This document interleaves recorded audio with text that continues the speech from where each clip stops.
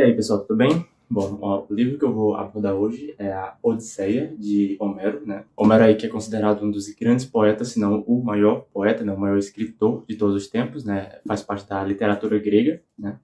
Hoje eu falarei sobre Odisseia, mas faz parte também, né, da literatura de Homero, a Ilíada, né? Que está aqui nessa belíssima edição da editora Nova Fronteira, né?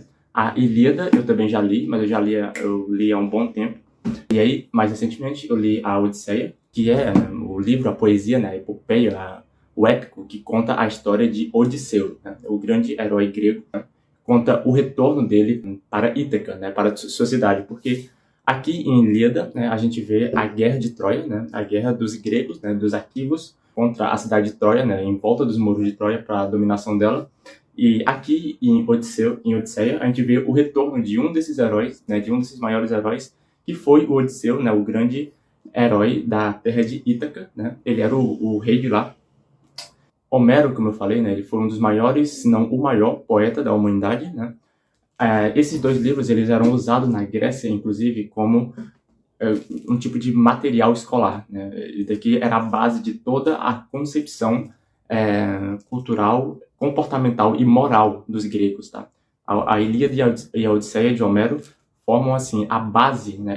É o mito fundador, né? É o mito fundador da Grécia e um dos mitos fundadores do próprio Ocidente, né? Junto aí com os mitos cristãos, né? Com as histórias cristãs, a mitologia grega, né? Principalmente sobre esses dois livros aqui, formam aí um dos mitos fundadores da sociedade grega em específico e, em geral, da sociedade ocidental também. Inclusive, pra você ter noção da grandeza de Homero, o Fernando Pessoa, um grande poeta brasileiro, ele disse que todo poeta, ao escrever um verso, deve existir naquele verso algo que aponte para a existência de Homero, né? Antes de tudo, eu queria falar um pouco sobre a tradução, que é aqui de Odisseia. Ela é a belíssima tradução do professor Carlos Alberto Nunes, tá? Eu defendo, neste canal nós defendemos que essa é a melhor tradução de Odisseia de todos os tempos, tá? Por quê? Porque o professor Carlos Alberto Nunes, né, ele faz uma tradução muito fiel ao texto original. É claro, eu não sei falar grego, tá? Mas eu já vi muitos especialistas falando isso. E também tem a questão das sílabas, né? O professor Carlos Alberto Nunes, ele traduziu utilizando uma sílaba tônica e duas sílabas átonas. E isso foi para uma forma de traduzir, né, a métrica grega, que era uma sílaba longa e duas sílabas curtas, né? Na Grécia você tinha isso, né? Uma sílaba longa, duas sílabas curtas. Isso permitia, né, você ler o texto em um ritmo bem épico mesmo, né? Tipo, em um ritmo bem bélico, inclusive. E o professor Carlos Alberto Nunes, ele traduz isso, né, utilizando duas sílabas, uma sílaba tônica e duas sílabas átonas, né? Inclusive, eu vou ler até aqui os primeiros versos do livro. Ó. Musa, reconta-me os feitos do herói astucioso que muito peregrinou desde que fez as muralhas sagradas de Troia. Muitas cidades dos homens viajou, conheceu seus costumes, como no mar padeceu sofrimentos inúmeros na alma, para que a vida salvasse de seus companheiros a volta. Ou seja, você consegue ver que você consegue ler, né? Você consegue ler com um ritmo, né? Com uma ritmização, que é justamente a intenção, né? E que o autor, né? O que o tradutor quis dar, que também, eu imagino que traduz muito bem a métrica grega, né, de uma sílaba longa e duas sílabas curtas, né, porque aqui é um épico, né, uma epopeia, é um poema, né, fala sobre guerras, fala sobre grandes acontecimentos, assim. Então o tom, o ritmo, é um ritmo realmente assim que lembra uma certa belicosidade, né, uma certa fúria mesmo, um certo sentimento de guerra, né, de um sentimento épico realmente, tá? Então assim ele continua. Os companheiros, porém, não salvou muito, embora o tentasse, pois pereceram por culpa das próprias ações insensatas. Então, assim, cara, dá de você ler todo o poema nesse ritmo e, cara, é muito bom isso daqui. É muito fluido, né? É muito empolgante também, né? Muito belo. Eu comparei alguns trechos com algumas outras traduções de outros autores. São muito boas também. Mas realmente a que eu prefiro é essa daqui, do professor Carlos Alberto Nunes. Ela também é incrível. A Ilíada eu li nessa tradução aqui também. Se vocês gostarem, posteriormente eu trarei também a Ilíada. Mas, só que a Ilíada eu já li há um bom tempinho, tem que reler. E a Odisseia é a primeira vez que eu li e realmente é um fascinante. Acho que eu prefiro a Odisseia do que a Ilíada, hein? E algumas informações para esse vídeo eu também tirei daqui, do livro de ouro da mitologia, o Thomas Bulfinch, né? Que tem uma belíssima tradução, um belíssimo resumo da Odisseia, né, como um todo. Né? Ele cita alguns poemas também que foram tidos aí, que foram escritos sobre a Odisseia, né, ao longo da história.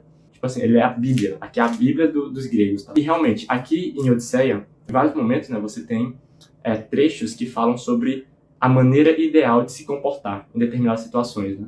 A maneira ideal de tratar os viajantes, os mendigos, de tratar os hóspedes, de tratar os amigos, de tratar os reis, os criados.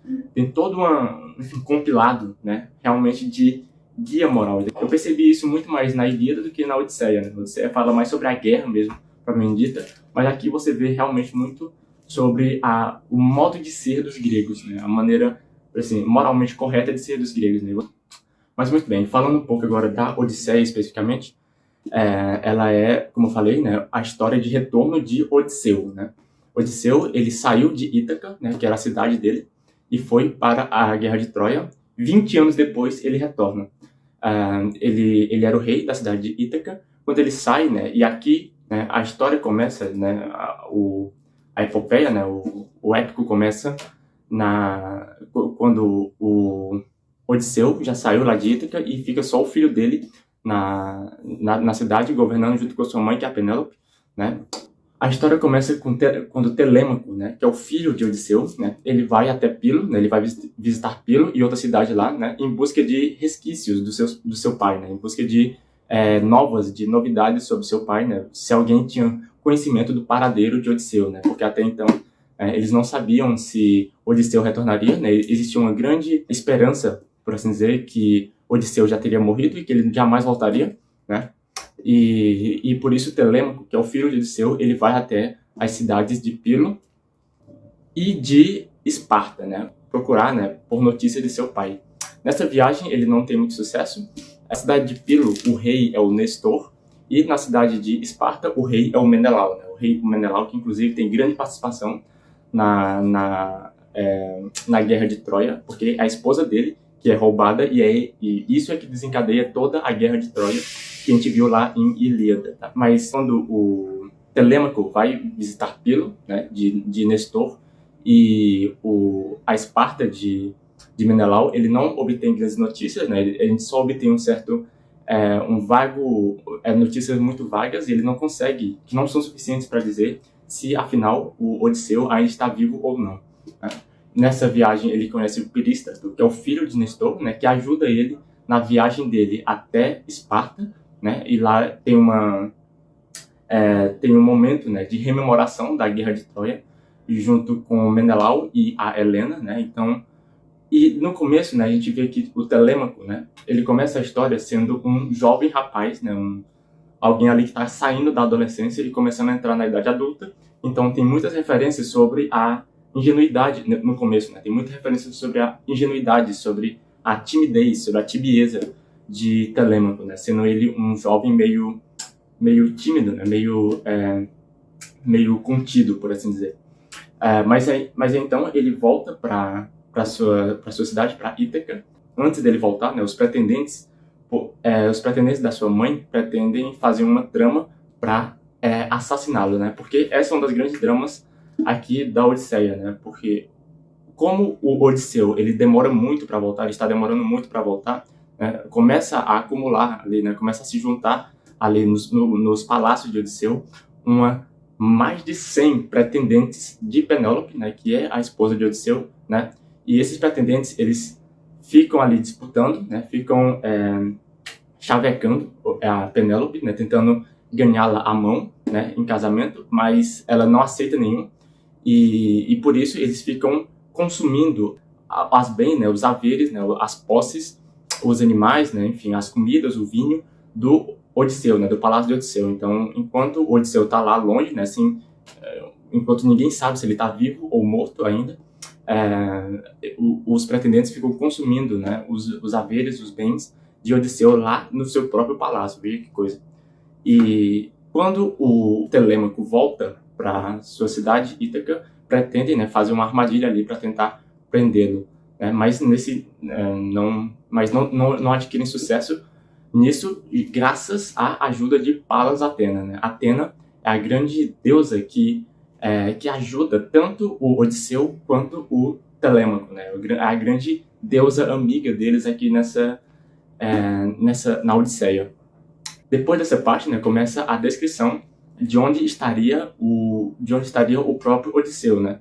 Muito bem, de certa forma, começa, né, a história, dizer, a narrativa sobre Odisseu, propriamente dito, começa quando ele está chegando na Feácia, né?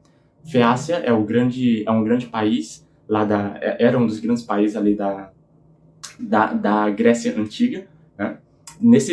Na Feácia, o Odisseu ele é muito bem recebido, e é lá que ele conta ao rei da Feácia, né, que é o Alcino. Ele recebe o Odisseu com toda a educação, né? E aí ele dá aposento, dá roupa para Odisseu, porque quando Odisseu chega na Feácia, ele está totalmente acabado, assim, né? Ele acabou de ter os barcos dele foram destruídos, né, por um vento, por uma tempestade, né, mandada por um deus, e ele acaba chegando na Feácia totalmente sem bem, sem posse e sem roupa também. Ele está totalmente despreparado ali.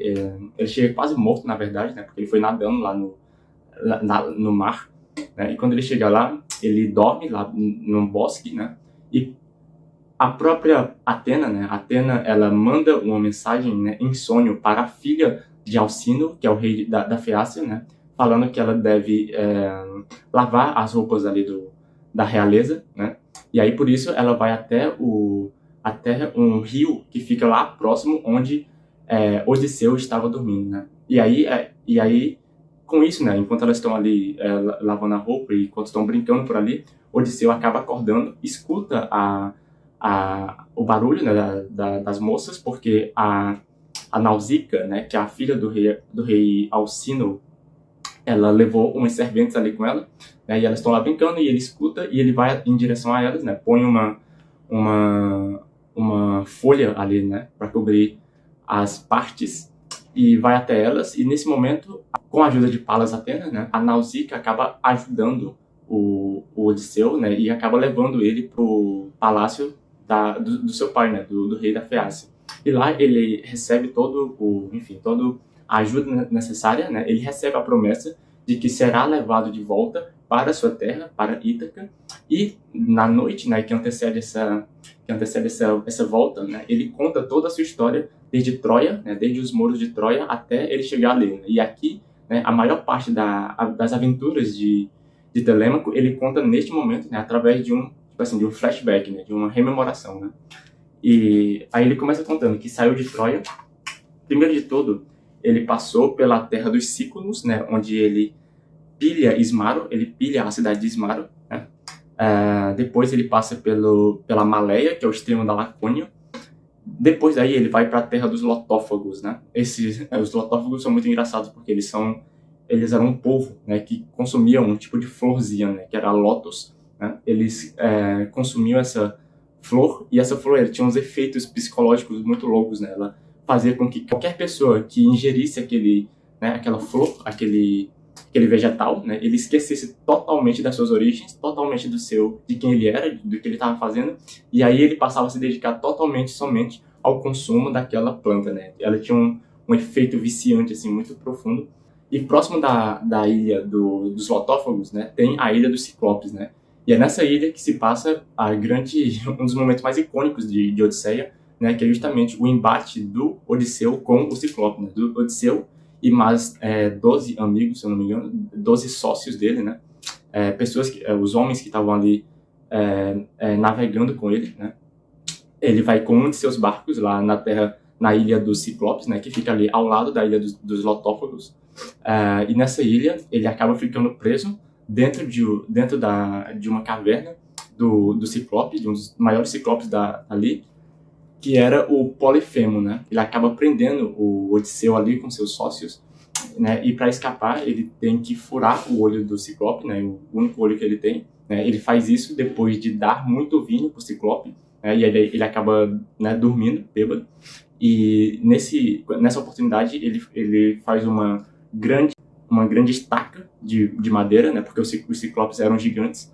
E aí ele acaba furando o olho do ciclope e no outro dia ele consegue fugir, né? Dentro ali usando cabras e ovelhas como camuflagem, né? Para conseguir fugir ao toque do ciclope, né? Ele meio que entra dentro da lã das ovelhas e aí com isso ele acaba conseguindo fugir, né, do ciclope que estava sem visão, apenas com o tato, né? E esse é um dos momentos mais icônicos assim de Odisseia, né? E aí depois da ilha do ciclope ele vai para Éolo, né? Éolo é o rei dos ventos, né? Se não me engano foi Zeus quem deu para ele o poder de governar os ventos. Os gregos, né? Eles tinham, né, a noção dos 4 ventos: o vento norte, o sul, o leste e o oeste. E cada um desses era representado por um deus, né? E o rei que controlava esses deuses, né? Esses deuses vento, era o Éolo, né? E aí o Éolo decide ajudar Odisseu a voltar para Ítaca, né? Ele dá para Odisseu um tipo de um saco mágico que tem poder de conter os ventos, todos os 4 ventos ali dentro, né? Para que apenas um ficasse guiando Odisseu corretamente até a cidade de Ítaca, né? Então, Odisseu, com isso, né, com essa artimanha, ele consegue chegar rapidamente até a sua cidade de origem, né? Mas quando ele está chegando lá perto, né, quando ele já está vendo a sua terra à vista, né, os seus sócios, né, os seus amigos, seus companheiros, ficam se perguntando o que tinha ali dentro daquele saco que Éolo deu para ele, e por isso decidem verificar o que tem dentro, né? Eles vão lá, desamarram e verificam o que tem dentro, e aí isso acaba liberando todos os ventos, né? Todos os ventos que estavam presos ali. Isso acaba desencadeando uma tempestade, um vendaval, e esse vendaval acaba levando ele de volta, levando o Odisseu e os seus amigos de volta para a terra de Éolo, né? E Éolo fica tão zangado que não quer mais ajudar eles, né, para voltar ao seu país e, enfim, manda eles embora, né? Depois eles passam por Lamos, na Lestrigônia, né? Ele passa pela ilha de Lamo, né, na Lestrigônia. E nesse episódio, né, os navios dele, a maior parte dos navios são destruídos por pedras, né? Os letrigões, que dá-se a ideia de que eles são gigantes, né? Tem muita força. Eles jogam pedras gigantes nos barcos e eles acabam sendo destruídos, né? 11 dos barcos da tropa de Odisseu acabam sendo destruídos e só sobra o do próprio Odisseu, porque este tomou o cuidado de não colocar seu barco ali perto, né, da nau, né, oficial ali da Lestrigônia. Ele embarcou, né, ele estabeleceu seu barco ali um pouco mais distante, ele deixou seu barco um pouco mais distante, e por isso ele foi poupado. E aí ele a única alternativa que ele teve foi fugir, né, com aqueles que estavam no seu barco, né? Então ele estava com 12 barcos, se eu não me engano, e agora só tinha um, né, porque ele tinha perdido todos eles perdeu a maioria nesse episódio da Lestrigônia. E depois ele chega na ilha de Aelia, né? A ilha de Aelia é a ilha da famosa Circe, né? A Circe é uma bruxa que tem poderes de enfeitiçar os homens e transformá-los em animais, né?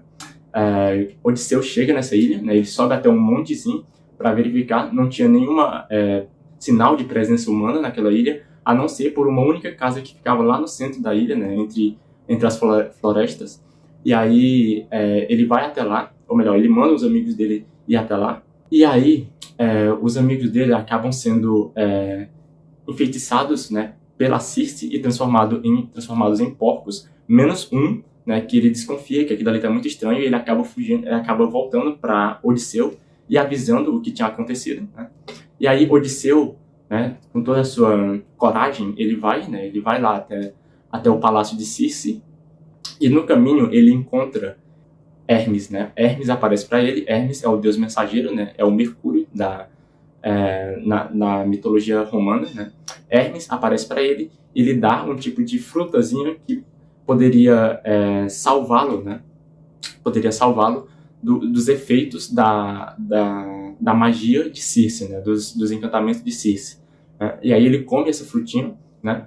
E Hermes fala para ele, quando Circe tentar encantá-lo, ele deve puxar a espada e ameaçá-la de morte, né? Isso vai domá-la. E é isso que o Odisseu faz, e ele consegue, desse modo, subverter submeter a Circe, e consegue assim também libertar os seus amigos que tinham sido transformados em porcos.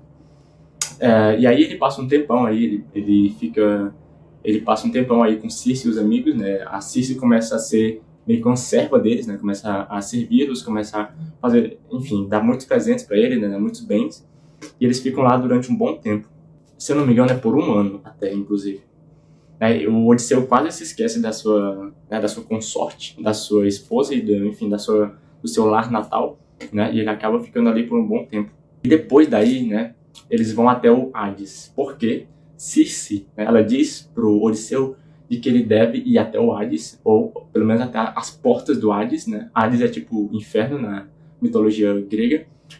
O Odisseu deve ir até o Hades e tomar conselho com um adivinho, que é o Tiresias, né? Ele deve invocar o Tiresias lá nas portas do Hades, né? Para que ele venha e lhe dê um conselho sobre o que ele deve fazer ao chegar em Ítaca, né?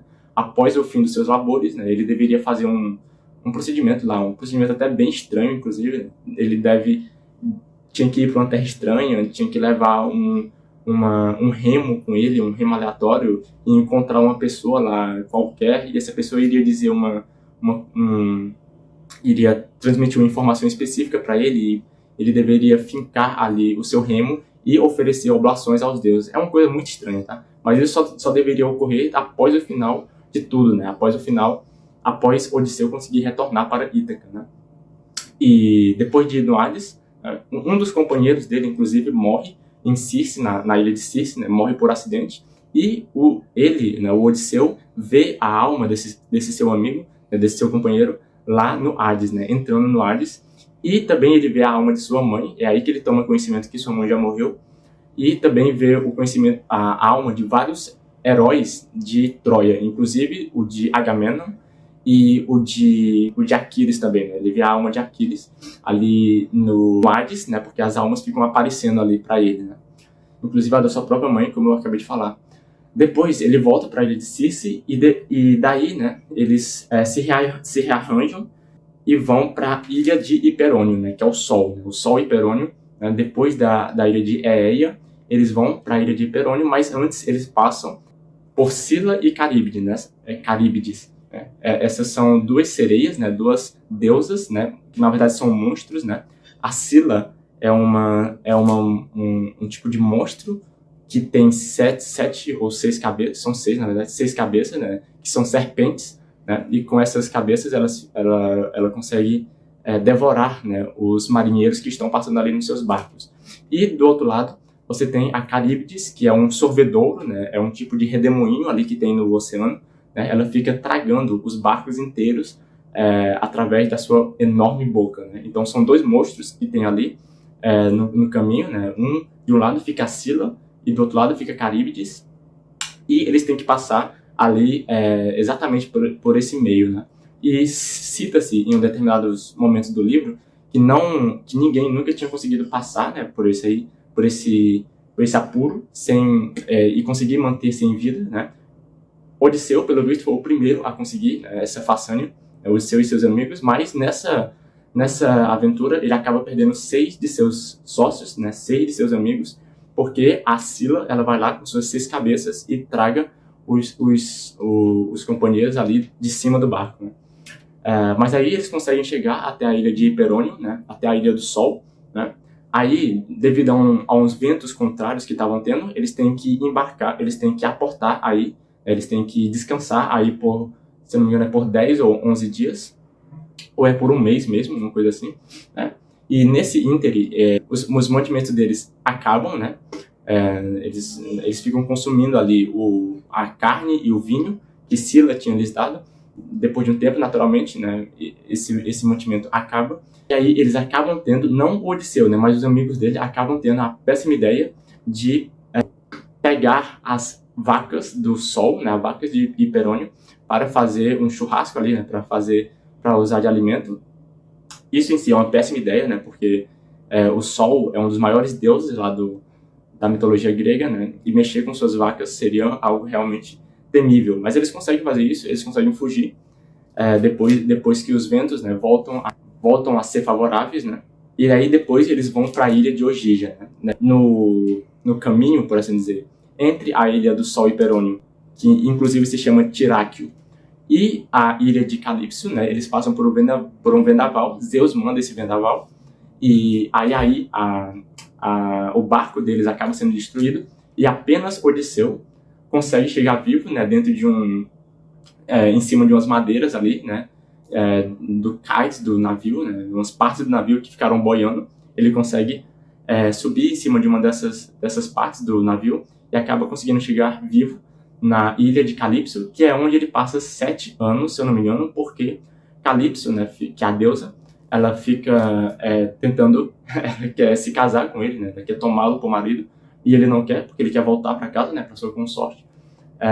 E aí ela fica prendendo ele ali por 7 anos inteiros, né, e ele não consegue voltar para casa. Né, e o poeta, né, Homero, descreve que ele fica constantemente, né, derramando lágrimas e chorando com saudade de casa, mas a Calipso não consegue, não quer deixá-lo ir embora porque quer fazê-lo marido. Né.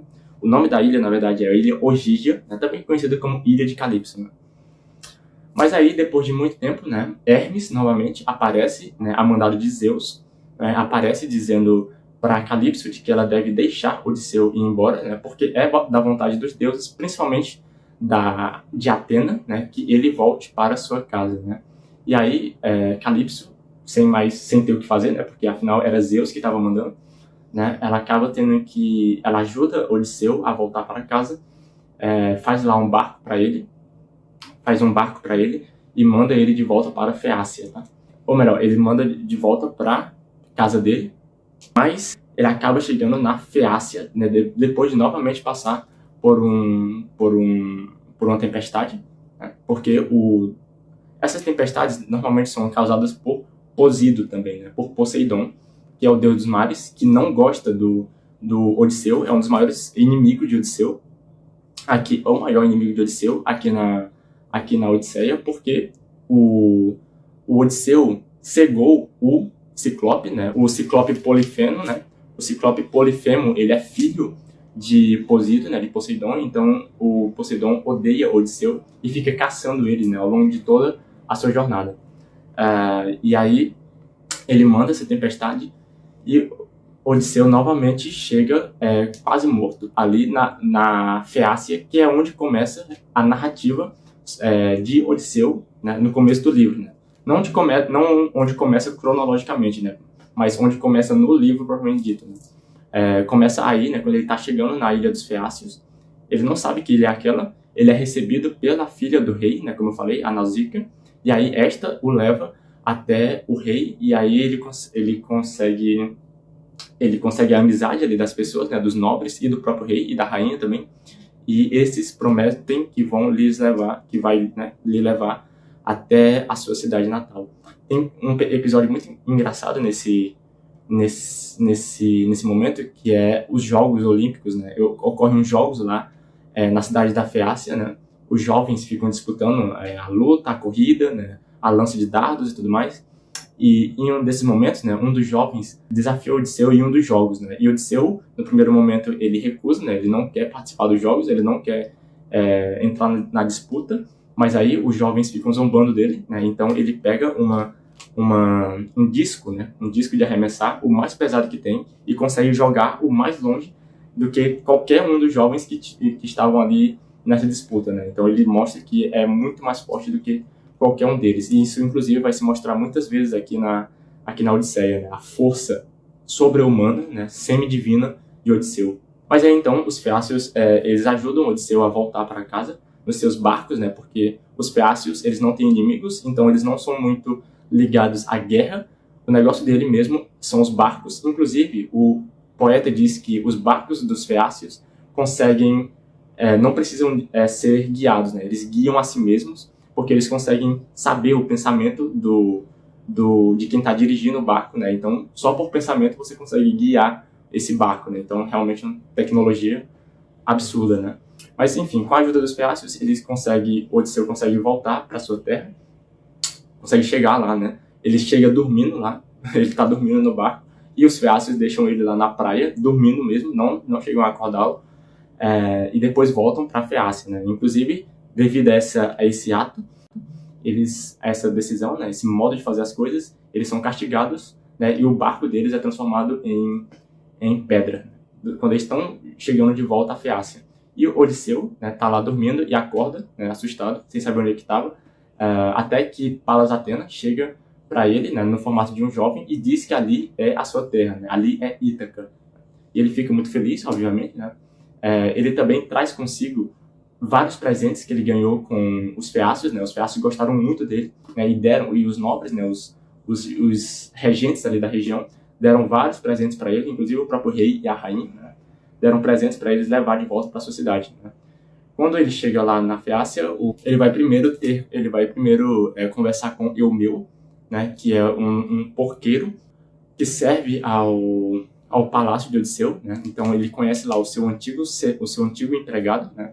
E aí com ele tem notícias ali do que se fala sobre Odisseu, né? Logo em seguida o Telêmaco também aparece aí, porque ele estava voltando lá de Pilo e de Esparta, né? Ele estava voltando de Pilo e de Esparta, e aí ele vai primeiro lá ter com Eumeu, né? Ele vai primeiro na casa de Eumeu, que é esse porqueiro que cuida ali dos porcos, né? Ele cuida dos porcos de Odisseu. Primeiro de tudo, Odisseu não estava na sua figura normal, né? Ele estava na semelhança, né, na figura de um mendigo, né, porque Atena faz isso, né, transforma ele na figura de um mendigo para que ninguém o reconheça de primeira, mas quando ele está a sós com o seu filho Telêmaco, ele se revela, né, e ele fala para Telêmaco que ele é Odisseu e que ele está voltando agora para o seu país, né. E aí, né, o Telêmaco fala sobre os pretendentes, né, que os pretendentes de noite estão lá consumindo, né, os haveres de Odisseu, né, estão consumindo os bens de Odisseu, né, até porque a Penélope, que é a esposa de Odisseu, não quer se decidir por um deles, né, não quer escolher um deles. Odisseu, então, trama um plano junto com Telêmaco e com o seu criado, depois de um tempo, ele trama um plano para derrotar os pretendentes, né. Eles fazem isso escondendo as armas que estavam lá no palácio, né, para que eles não pudessem se armar. E também eles combinam de fechar as portas lá enquanto os pretendentes estiverem dentro, né. E aí o Odisseu ele chega lá no seu palácio, ainda na figura de um mendigo, né. Ele dorme nesse palácio, inclusive, na primeira noite, né. Ele tem uma conversa com sua esposa, com a Penélope, né. Onde a Penélope fala que está muito triste, né, porque o seu marido nunca regressou e que ela imagina que tem que estar morto, que deve estar morto, e que por isso ela está pensando em aceitar um dos pretendentes, porque ela não consegue enrolar mais os pretendentes, né? Ela tinha conseguido durante 4 anos ali, enganar os pretendentes, porque ela tecia durante o dia, ela tecia um manto, né? Um pano, né? Que serviria como mortalha para Laertes, que é o pai de Odisseu. Então, durante o dia, ela tece esse pano e ela dizia que quando terminasse, ela se casaria com um dos pretendentes, né? Ou seja, com um dos que estavam ali em volta do palácio, né? Escolheria o mais nobre, né? E o que desse mais dote.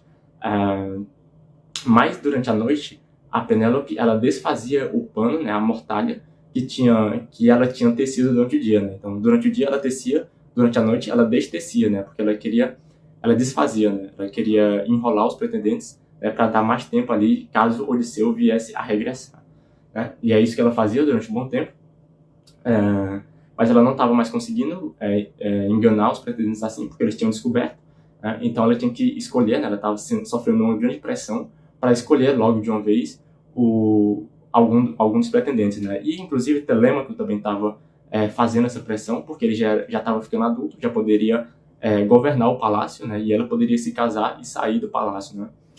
Tem meio que uma inversão de papéis aí. Telêmaco começa a funcionar como um pai de Penélope, né? Querendo que ela se case e saia de casa logo, né? Para que ele possa governar, enfim, à vontade. Mas muito bem, o Odisseu ele faz esse plano e Penélope tem a ideia de criar uma prova, né, para testar qual dos pretendentes ela escolheria, né? A prova seria acertar uma flecha no orifício de um machado, não só de um, mas de 12 em fileira, e com um arco específico, né, que era um arco muito duro, muito resistente, que só poderia ser usado por um grande herói, né. Ela faz isso, Odisseu, na figura de um mendigo, apoia esta ideia, e aí no outro dia, né, ela propõe essa ideia, né, essa prova, e somente Odisseu é quem consegue usar o arco, né, porque o arco ele é tão poderoso, ele é tão difícil, né, existe tanta força que ninguém consegue vergar o arco, né, ninguém consegue puxar o arco, somente Odisseu consegue, e é aí, com esse arco, que ele começa a matar os pretendentes, né.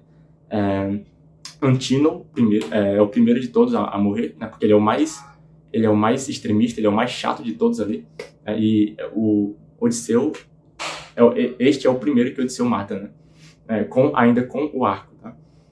E depois ele mata todos os pretendentes junto de seu filho, junto de Eumeu e junto do quarto, que é um vaqueiro, né, lá do Odisseu, tá? E aí, com isso, ele consegue matar todos os pretendentes, ele consegue retomar seu palácio e também, no final, ele se revela para sua esposa, né, a Palas Athena.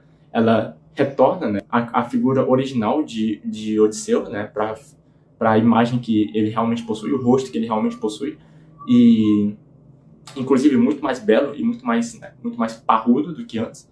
A esposa não acredita no primeiro momento, né, tem uma cena até muito engraçada, de que ela vê o marido, só que ela fica meio desconfiada, e aí ela faz umas perguntas para Odisseu, e Odisseu fica até meio indignado com isso, né, porque ela não se mostra, no primeiro momento, ela não se mostra empolgada com a volta do marido, porque, de certa forma, ela nem acredita na volta do marido, né, ela nem acredita que ali é o marido dela. Mas no final tudo dá certo, ele consegue provar que é realmente Odisseu, né, através da descrição de uma cama que eles tinham, que só ele poderia saber. E no final tudo dá certo, e Odisseu realmente retoma seu palácio, a sua consorte, né, o seu filho, e enfim, tudo volta para a paz novamente, né. O livro termina com ele indo até seu pai, Laertes, né, o Odisseu indo até seu pai, né, e falando sobre, enfim, se revelando e mostrando que ele retornou para sua casa. O pai dele, obviamente, fica muito alegre, né, e termina, como sempre, né, como tudo nos gregos, com um grande churrasco ali, né, e com um momento de grande alegria, né. Pois muito bem, esse foi o vídeo, né, um vídeo sobre o grande poema de Odisseia, né, que conta aí o retorno de Odisseu da Guerra de Troia, né. Muito bem, não se esqueça de dar o like, de compartilhar, e é isso, até o próximo vídeo.